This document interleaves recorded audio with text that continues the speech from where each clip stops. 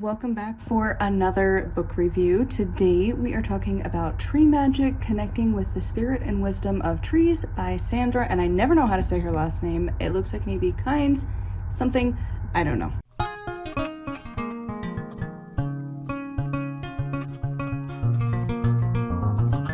So this book discusses some of the more common trees and kind of the ones that are really popular in witchcraft. And it gives a brief description of each tree. So it kind of describes how it looks, how the needles or leaves are, the general colors, how it flowers, stuff like that, like the size of it. It doesn't give you a lot of growing instructions. It'll kind of say roughly where it originates from, but it's not going to tell you how some of the books do, where it's hey, it'll grow in these zones and whatever. It doesn't give you that kind of information, or how to really care for these trees. It just gives you a super brief introduction. And then it also will include some historical examples. It'll also include how it is kind of mentioned throughout some mythology. It kind of varies. I think there was just some had more mythology attached and some had more historical attached. So there's a little bit of both. And then it'll also have this little key for each one that gives a quick reference of deities, magical associations, stuff like that, just super briefly. It will also tell you how to get some kind of replacements or ways to work with this instead of actually having the tree around. Different ways that you can bring it into your life, because not everyone's going to be able to have a yew tree, a willow tree, a cedar tree, and a juniper tree. Those aren't typically going to be easily to find just out and about in your yard. So it'll tell you hey, if you want to work with juniper, just get the juniper berries. And if you want to work with willow, you can usually buy willow bark at your local shop or whatever. And then it will end each of the entries with a few spell ideas and different things you can use magically. I gave this one a 4 out of 5 star. Honestly, this is a pretty good reference specifically for trees. This author, Sandra, she does such a great job for reference books.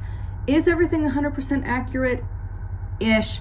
I feel like you would still want to dive a little bit deeper if you are looking into mythology and stuff, just to make sure it lines up. I've found a few that I'm I don't know that that's completely right. So do a little bit more research outside of that. But for the most part, it gives you some pretty good information. If you are curious to start working with trees, I feel like this is a great reference to just have around. It is definitely not a book I recommend you read cover to cover unless you are hyper focused on trees, because it's just one of those things. If you're reading through any of the reference books, it is not a cover to cover read. It gets really boring really fast. Oh, and I should also mention that it doesn't just talk about trees. That is the majority of it, but there are some other plants. There's some bushes and vines and stuff. There's vine grapes, there was lilacs. There's just a few that it's not exactly trees, it's just kind of tree adjacent because again, going with really popular ones for witches. So I would say this book is for anyone who is interested in tree magic and slight tangent of also ivy, just the general gist of more tree and bush plant things rather than your herbs. It's not going to really talk about basil and lavender. If you're more into again, trees the cherry tree or crabapple or whatever, there are so many entries in here if that's what you're wanting to get into. It's pretty good. Again, it's not for if you're trying to grow these trees. It's just if you want to work with them magically.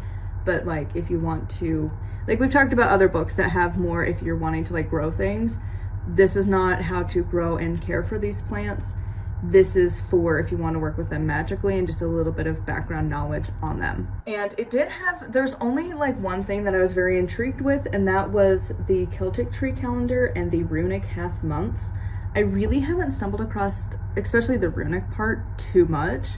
The Celtic tree calendar is kind of intriguing. It's similar to one I just barely read, which was the Celtic tree astrology, kind of the same thing. And it's just a different system if you want to look into it.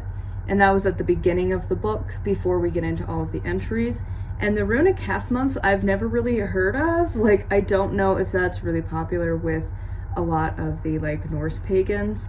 I feel like it's not. You really don't hear it talked about that often. I feel like it's more witches just kind of using some aspects of Norse paganism and kind of making their own systems. I don't think it's based in anything historical, And like I really haven't found it anywhere in any of the Norse books that I've read. So it's one of those where it's like, where did this come from exactly? So it's one of those like, maybe other people have heard about it, but just wanted to mention those two things. I found them kind of interesting, you know, just slightly different systems to utilize if you wanted to. Because the runic half month, it works pretty well because there's 24 runes, there's 12 months. It's pretty easy to, you know, split the month in half and go through the runes.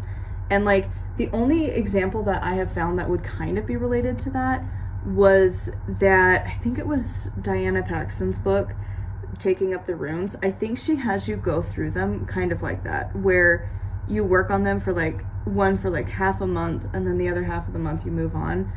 And then if you start at a certain time of the year, like I think it was the equinoxes, it like lines up and like they kind of goes through the wheel of the year with you in a way. Obviously not exactly, because Norse paganism doesn't really do the wheel of the year. Like they kind of do, but they kind of don't. It's a fun journey. So anyways, I just wanted to mention that last little bit. So I would love to hear your thoughts on this one in the comments down below. As always, a huge thank you to my patrons. If you would like to support me and get access to exclusive content, it is patreon.com/nightwillowcrafts. Make sure to like, comment, and subscribe. I post every single day. And until next time, thank you so much for watching, and blessed be.